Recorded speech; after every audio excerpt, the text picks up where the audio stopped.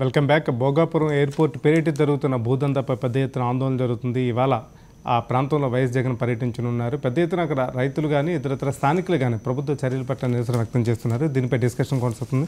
Tea Congress అధికార ప్రతినిధి మహేష్ గారు స్టూడియోలో ఉన్నారు. మహేష్ గారు, వాస్తవంగా ఎప్పటివరకు ఉన్నారు? 45 కిలోమీటర్ల దూరంలోనే మరొక ఎయిర్పోర్ట్ ఉంది. దాని ఆక్యుపెన్సీ కూడా పూర్తి స్థాయిలో నింపలేని పరిస్థితుల నేపథ్యంలో మళ్ళీ 45 కిలోమీటర్ల దూరంలో 5,000కు పైగా ఎకరాలు తీసుకోవడాన్ని ఎలా చూడాలి? అసలు ఇలాంటి అభివృద్ధి ప్రణాళికను మనం ఏ విధంగా అర్థం చేసుకోవచ్చు?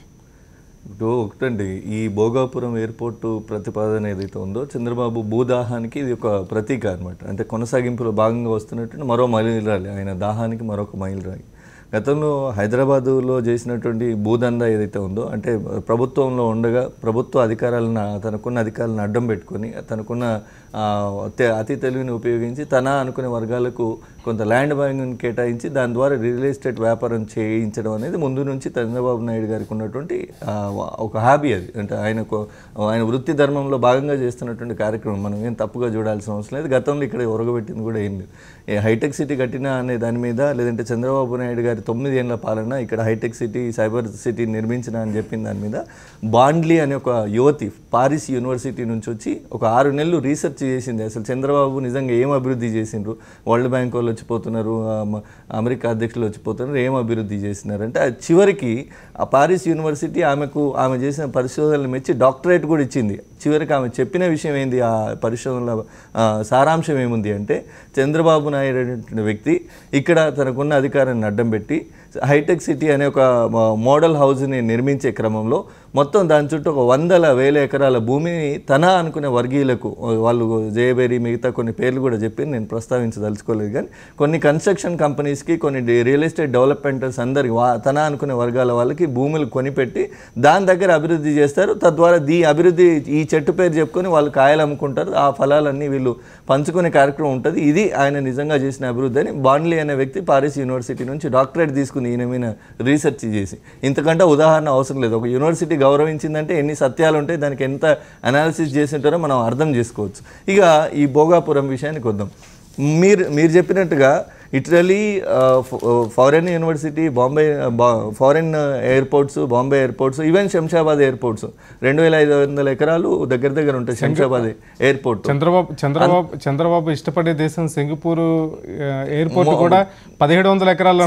సింగపూర్ ఎయిర్పోర్ట్ కాదండి, దాదాపుగా సింగపూర్ కెపాసిటీ శ్రీకాకుళం అంతా ఉంటుంది. అంటే శ్రీకాకుళం జిల్లా ఉన్నంత సింగపూర్ దేశం ఉంటుంది అనుకోండి, ఒక మాట పక్కగా మాట్లాడితే. అట్లాంటి ఒక దీంట్లో మీరు ఈ సేకరణ అంటే 5,300 ఎకరాలు సేకరిస్తున్నారంటే అది చాలా 1,700 ఎకరాల్లో కూడా జంబో జెట్ లాంటి విమానాలు కూడా దిగుతున్నాయి. సో ఇంకోటి 60 మీకు చంద్రబాబు కోసం అయితే వైమానిక నియమ నిబంధనలు అయితే మారవు. మన రూల్స్ ఏం చెప్తున్నాయి, ఒక 60 కిలోమీటర్లు స్టార్టింగ్ వచ్చిన కొత్తలో కేసీఆర్ గారు కూడా బాగా గట్టిగా చెప్పింది, శంషాబాద్ ఎందుకు అటు షామీర్పేటలో హకీంపేట దగ్గరలో దాన్ని ఒక ఎయిర్పోర్ట్ చేద్దామంటే అందరూ కూడా వ్యతిరేకించడం. ఎందుకంటే అవి నిబంధనలు ఒప్పుకో, ఇట్లాంటి అంటే మా పబ్బం గడిపే మాటలు చెప్పకూడదు, నిబంధనలు అనుమతించవు. 60 కిలోమీటర్ల మినిమం రేడియస్ ఉండాలి ఒక ఎయిర్పోర్ట్ కట్టాలంటే.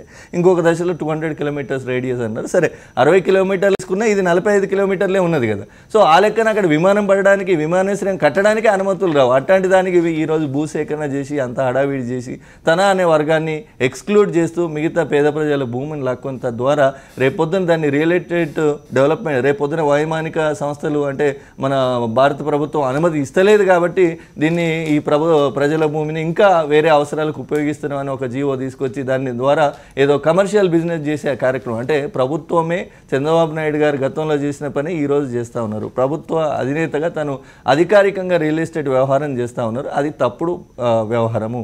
దాన్ని ఇప్పటికే కాంగ్రెస్ పార్టీ ఆంధ్రప్రదేశ్లో ఖండించింది. ఈరోజు జగన్మోహన్ రెడ్డి గారు కూడా పోతా ఉన్నారు. అది నేనేమంటున్నా, ఇట్లాంటి సమయం వచ్చినప్పుడు అక్కడున్న ప్రజల ఇదివరదాకా ఇన్ని రోజులుగా 2013 భూసేకరణ చట్టం ఏదైతే ఉందో, ఇట్లాంటి సమస్యలు వస్తాయి, ప్రజల అనుమతి లేకుండా తీసుకుంటే ఇట్లాంటి సమస్యలు వస్తాయని ఆనాడు 2013లో కాంగ్రెస్ పార్టీ రూపొందించిన చట్టం అది. దానికి తూట్లు పడిచేటట్టు వీళ్ళు ఆర్డినెన్స్ తెచ్చిండ్రు. ఆ సోదరుడు సిపిఎం సోదరుడు చెప్పినట్టుగా ఆ ఆర్డినెన్స్ పరిధి దాటిపోయిన తర్వాత ఈయన జీవో తీసుకొచ్చి దొంగచాటున ప్రజల భూమిని దొంగతనం చేసే ప్రయత్నం చేస్తా ఉన్నాడు. అది చాలా తప్పు, దాన్ని మేము ఖండిస్తా ఉన్నాం. వీరభద్రస్వామి గారు, వాస్తవంగా ఈ ఎయిర్పోర్ట్ చుట్టుపక్కల చాలా మంది మంత్రులకు సంబంధించి, కొంతమంది స్థానిక టీడీపీ నేతలకు సంబంధించి పెద్ద ఎత్తున భూములన్నింటినీ కూడా ఈ సేకరణ నుంచి మినహాయించారని ఒక రకమైన సమాచారం వస్తుంది. వాస్తవంగా దీనికి సంబంధించి వాస్తవాలు ఏంటి, ఎవరెవరు మంత్రులు కానీ నాయకులు కానీ దీనివల్ల లబ్ధి పొందుతున్నారని చెప్పొచ్చు? వాస్తవానికి ప్రభుత్వం ఈ విమానాశ్రయాన్ని నిర్మిస్తున్నట్టు చెప్పుకున్నప్పటికీ కేవలం తెలుగుదేశం పార్టీ నాయకులు ఈ ప్లాన్ తయారు చేస్తూ వారికి ఇష్టొచ్చిన భూములు తీసి ఇష్టం లేని భూముల్ని ఎయిర్పోర్ట్ పరిధిలో తేవటం యావత్ ప్రజానీకం గమనిస్తుంది. అయితే ఇక్కడ ఒక విషయం, తెలుగుదేశం పార్టీకి చెందిన మంత్రులకు సంబంధించి పార్లమెంట్ సభ్యులకు సంబంధించిన భూములు ఈ చుట్టుపక్కల ఉండడం వల్ల 15,000 ఎకరాల నుంచి 5,000 ఎకరాలకు కుదించింది. 1,500 ఎకరాల ప్రభుత్వ భూమిలో మంచి అత్యున్నతమైన ఎయిర్పోర్ట్ నిర్మాణం చేసుకోవడానికి అవకాశం ఉన్నప్పటికీ కేవలం రియల్ ఎస్టేట్ వ్యాపారం చేయడానికి నోట్లతో ఓట్లు కొనుక్కునే ఆలోచనతో ఈ డబ్బు సంపాదించాలని దేవం ఈ చంద్రబాబు నాయుడు గారు చేస్తున్నారు. ఈ రాష్ట్రంలో అనుభవం వ్యక్తిని గెలిపిస్తే ఈ రాష్ట్ర ప్రజల సంక్షేమం చూస్తాడని, రాష్ట్ర అభివృద్ధికి కాంక్షిస్తాడని చూస్తే ఏ ప్రజలైతే ఓట్లేసారో ఆ ప్రజల్ని ఏ విధంగా హింసించాలని ఆలోచన ఈ ప్రభుత్వం చేస్తుంది. ఈ ప్రజా ఉద్యమంలో ఈ రాష్ట్ర ప్రభుత్వం కొట్టుకుపోవడం ఖాయము. ఈ చంద్రబాబు నాయుడు గారు ధనదాహం, అధికార దాహం ప్రజలు గమనిస్తున్నారు. పిల్లనిచ్చిన మామకే వెన్ను పొడిచిన ఈ చంద్రబాబు నాయుడు ప్రజలకి ఈ విధమైన మోసాలు చేయడం, అన్యాయం చేయడం ఆశ్చర్యం కాదని మాకు తెలుసున్నప్పటికీ ప్రజలు ఇప్పుడే వాస్తవాలు తెలుసుకున్నారు. Okay okay okay Jaganmohan Reddy గారు ఈ రాష్ట్రంలో ప్రతిపక్ష నేతగా ప్రజలకు అన్యాయం జరిగిన ప్రాంతాల్లో పర్యటించి ప్రజలకు అండగా ఉంటామని ఒక భరోసా ఇవ్వటం వల్లే ఈ రాష్ట్రంలో ప్రజలు కొద్దిగా ధైర్యంగా ఉన్నారు. Okay okay okay okay Shankarrao గారు, వాస్తవంగా గతంలో 15,000 ఎకరాలు తీసుకున్నప్పుడు పెద్ద ఎత్తున మధ్యలో ఈ ఆగిపోవడం, అంటే ప్రాజెక్టు మధ్యలో ఆపేద్దామని ఒక రకమైన ప్రచారం కూడా వచ్చింది. ఈ ఆగిపోవడం వెనకతల కొన్ని రాజకీయ శక్తులు ఉన్నాయి. చాలామంది ఇవాళ భూసేకరణ నుంచి తప్పించుకున్న వాళ్ళంతా పెద్ద పెద్ద మంత్రులు, ఇతరతర స్థానిక నాయకులకు సంబంధించిన వాళ్ళు, ఎమ్మెల్యేలకు సంబంధించిన భూములన్నీ కూడా ప్రస్తుత సేకరణ నుంచి మినహాయింపు పొందారు. దీని వెనకతల పెద్ద ఎత్తున కుట్ర జరిగిందనేది ఒక రకమైన సమాచారం. వాస్తవంగా అక్కడ ఏం జరుగుతుంది, ఎవరెవరు మినహాయింపులు పొందారు, అసలు ఎవరెవరు బలైపోతున్నారు ఈ భూసేకరణ వల్ల? ఈరోజు భోగాపురం ఎయిర్పోర్ట్ పరిధిలో 15,000 ఎకరాలు తీసుకుంటామని ముందు ప్రకటించినప్పుడు ప్రజలందరూ పెద్ద ఎత్తున తిప్పుకొట్టి పోరాటం చేస్తే ప్రభుత్వం వెనక్కి వెళ్ళింది. అయితే ప్రభుత్వం ఆ సందర్భంగా చేసిన ఒక దుర్మార్గమైన ఆలోచన ఏంటంటే, ప్రజలు తిప్పుకొడుతున్నారు, తిరుగుబాటు వస్తుంది కాబట్టి భూములు తగ్గించుకోవాలి. తగ్గించుకునేదానికి వాళ్ళు చేసిన కుట్ర ఏంటంటే, ప్రజల భూములు కాకుండా ఎవరైతే సన్రే, ఈరోజు అయ్యన్న పాత్రుడు రాష్ట్ర మంత్రిగా ఉన్నటువంటి అయ్యన్న పాత్రుడు తాలూకా సన్రే భూములు ఉన్నాయో వాటిని మినహాయించారు. గంటా శ్రీనివాసరావు గారి తాలూకు భూములు మినహాయించారు. స్థానిక తెలుగుదేశం నాయకులు, రియల్ ఎస్టేట్ వ్యాపారులుగా ఉన్నటువంటి వాళ్ళ భూములు మినహాయించారు. అంతే తప్ప నిజంగా పేద ప్రజలు, చిన్న సన్నకారు రైతులు ఉన్నటువంటి భూములు ఏవి మినహాయింపులు చేయలేదు. ఆ రకంగా ప్రజల తిరుగుబాటు నుంచి ఎలాగైనా బయటపడడం కోసం, వాళ్ళ భూములు కాపాడుకోవడం కోసం చేసిన ప్రయత్నం తప్ప నిజంగా అక్కడ 15,000 ఎకరాలని చెప్పినప్పుడు కానీ, ఈరోజు 5,300 ఎకరాలు తీసుకున్నప్పుడు కానీ ఎయిర్పోర్ట్ కట్టాలనే చిత్తశుద్ధి కానీ ఆలోచన కానీ ప్రభుత్వానికి లేదు. కేవలంగా ప్రజల యొక్క భూములు లాక్కొని రియల్ ఎస్టేట్ వ్యాపారం చేసుకొని ఈరోజు కోట్లు సంపాదించుకోవాలనే ప్రయత్నం ధనదాహం తప్ప ఇంకోటి కాదు అనేది అర్థమవుతుంది. రెండోది, ఎయిర్పోర్ట్కి సంబంధించి ఈ ప్రజాభిప్రాయం తీసుకోకపోతే ఒప్పుకోము అనేది ఇంతకుముందే సుప్రీంకోర్టు తీర్పిచ్చింది, హైకోర్టు తీర్పిచ్చింది. మరి హైకోర్టు, సుప్రీంకోర్టు తీర్పుల గురించి చంద్రబాబు నాయుడు గారికి తెలియవా? అలాగే పర్యావరణ శాఖ ఈరోజు ఏమైనా అనుమతి ఇచ్చిందా? లేదా కేంద్ర ప్రభుత్వం ఏమైనా ఈరోజుకి అనుమతి ఇచ్చిందా? ఏ ఒక్క అనుమతులు లేకుండా చట్ట విరుద్ధంగా ప్రజల మధ్యకు వచ్చి భయభ్రాంతులకు గురి చేసి ఈ రకంగా చేయడం అనేది రైట్ సంస్థకు కానీ ప్రభుత్వానికి కానీ సరికాదు. మీకు చిత్తశుద్ధి ఉంటే ఈరోజు అవైతే పక్కా ప్లాన్ వేశారో, ఇగో పలానా ప్లాను, ఈ ప్లాన్ ప్రకారం ఇక్కడ ఎయిర్పోర్ట్ అవసరమని అంటే అవసరం లేదని చెప్పి 96లోనే ఆ రోజు ఎయిర్పోర్ట్ అథారిటీ ఆఫ్ ఇండియా వాళ్ళు చెప్పారు. ఇక్కడ దిశ బాగలేదు, ఎయిర్పోర్ట్ కట్టడానికి అనువుగా లేదని చెప్పారు. చెప్పిన దాన్ని నువ్వు పరిగణలో తీసుకో. సుప్రీంకోర్టు తీర్పుల్ని పరిగణలో తీసుకోండి, హైకోర్టు తీర్పులు పరిగణలో తీసుకోండి, ప్రజాభిప్రాయాన్ని పరిగణలో తీసుకోండి. తక్షణం మీరు ఎయిర్పోర్ట్ని విరమించండి.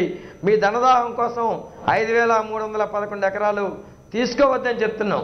అలాగే ఇతర దేశాల్లో ఉన్న ఎయిర్పోర్ట్లు, సింగపూర్ అని చెప్పి చంద్రబాబు నాయుడు ప్రేమిస్తూ అభిమానిస్తూ ఈరోజు రాజధానిని కట్టేయడానికి తీసుకొస్తున్నాడు. మరి ఆ సింగపూర్లో ఎంత ఉంది? మన ఎయిర్పోర్ట్ 2500 ఎకరాలు పక్కనే ఉన్న హైదరాబాద్ ఎయిర్పోర్టు, దాని శంషాబాద్ ఎయిర్పోర్టు పక్కనే చంద్రబాబు నాయుడు గారు ఉన్నారు. ఆయన తెలుసు కదా అది. మరి అక్కడ తక్కువ కట్టి ఇక్కడ ఎక్కువ కట్టాలని 15,000 ఎకరాలకి ఎందుకు ప్లాన్ చేస్తారు? రియల్ ఎస్టేట్ వ్యాపారం చేసుకోవడానికే. ప్రజలు తిరుగుబాటు చేస్తే వాళ్ళ భూములు మినహాయించి ప్రజల భూములు ఉంచుతున్నారు. దగ్గర 5,000 ఎకరాలు లాక్కుంటున్నారు. దీన్ని ప్రజలు క్షమించరు. ఈ ఖచ్చితంగా అడ్డుకొని తీరుతామని చెప్పి ప్రజలు చెప్తున్నారు. వాళ్ళకి ప్రతిపక్షాలు వామపక్షాలు అండగా ఉన్నాయనేది చంద్రబాబు నాయుడు గారు గుర్తెరగాలి. ఓకే రామలింగారెడ్డి గారు, వాస్తవంగా అక్కడ చూసినట్లయితే మళ్ళీ హైటెక్ సిటీ చుట్టూ ఏదైతే చంద్రబాబు నాయుడు అంతర్గత ప్రణాళిక ఏదైతే అమలు జరిగిందో మళ్ళీ అలాంటిది అక్కడ అమలు జరుగుతుందో ఒక రకమైన భావన వాళ్ళ మాటల ద్వారా వ్యక్తం అవుతుంది. ఎందుకంటే మంత్రులకు సంబంధించి, టీడీపీ నాయకులకు సంబంధించి, టీడీపీ ఎమ్మెల్యేలకు సంబంధించి చాలా భూములను అక్కడి నుంచి మినహాయించడం అనేది ఇప్పుడు పెద్ద ఎత్తున చర్చ జరుగుతుంది. జనరల్గా ఇంతకుముందు చంద్రబాబు నాయుడు నైజం ఏంటంటే మోసం చేసిన నైజం. మోసం ఎవరిని చేస్తామంటే నమ్మినని మోసం చేయగలుగుతాం. మేము ఒకటే అన్నిటికీ అల్టిమేట్గా ఆంధ్రప్రదేశ్ ప్రజానీకాన్ని ఇప్పుడే అర్థం చేసుకోవాలి. చంద్రబాబు నాయుడు నమ్మి ఆయనకి ఏమాత్రం సహకారం చేసినా, నమ్మి నాన్న వస్తే పుచ్చిబుర్రలేని ఒక సామెత ఉంది. అంటే నమ్మితే డెఫినెట్ మోసం చేసే నైజం అని చెప్పి మరొకసారి ఇప్పుడు భోగాపురంతో రుజువవుతుంది. ఆంధ్రప్రదేశ్ ప్రజానీకం వాళ్ళ పోరాట పటిమతోని అక్కడ ఎయిర్పోర్ట్ను అడ్డుకోవాల్సిన అవసరం ఉంటుంది. ఇంతకుముందు మిత్రులు చెప్పిన రేడియేషన్ ప్రాబ్లమ్స్ వస్తాయి, కవరేజ్ ప్రాబ్లమ్స్, రకరకాల ప్రాబ్లమ్స్ వచ్చినప్పుడు ఫ్లైట్స్ కూడా ఒక్కోసారి డాష్ అయ్యే ప్రాబ్లం ఉంటుంది. 40 కిలోమీటర్ల దూరంలో 2 వేరు ఎయిర్పోర్ట్స్ ఉన్నప్పుడు రకరకాల ఫ్లైట్స్ వస్తుంటాయి, ఇంటర్నేషనల్ ఫ్లైట్స్ వస్తాయి. ఈరోజు ఒక చిన్న డొమెస్టిక్ స్టార్ట్ చేసిన తర్వాత ఇంటర్నేషనల్ కూడా అవుతుండదు ఫ్యూచర్లో. అన్నింటి ప్రాబ్లం ఉంటాయి. కాబట్టి కేవలం భూములు లాక్కోవడానికి విమాన ప్రయాణోత్సవాలను పరోక్షంగా వాళ్ళ చావులకు కారణం కూడా కావడం కరెక్ట్ కాదు. ఇప్పుడు ఆంధ్రప్రదేశ్ ప్రజల చేతుల్లో ఉంది. ఆ ఎయిర్పోర్ట్ స్థలాన్ని కాపాడుకోవాలి, ప్లస్ అక్కడ ప్రజలను రక్షించుకోవాలంటే డెఫినెట్గా దీనికి ఒక పటిష్టమైన పోరాటం చేసి ప్రభుత్వ నిర్ణయాన్ని మెడలు వంచి ప్రభుత్వాన్ని వెనక్కి పంపాల్సిన బాధ్యత అక్కడ ప్రజానీకం చేతులు. ఓకే కాసేపు బ్రేక్ తీసుకుందాం. బ్రేక్ తర్వాత తెలంగాణ అసెంబ్లీ సమావేశాలు ఇవాళ మళ్ళీ పునఃప్రారంభం కాబోతున్నాయి. దీనికి సంబంధించి కొన్ని కీలక అంశాలు కూడా ఇవాళ అసెంబ్లీ ముందుకు రాబోతున్నాయి. దీనిపై డిస్కషన్ కొనసాగుతుంది బ్రేక్ తర్వాత.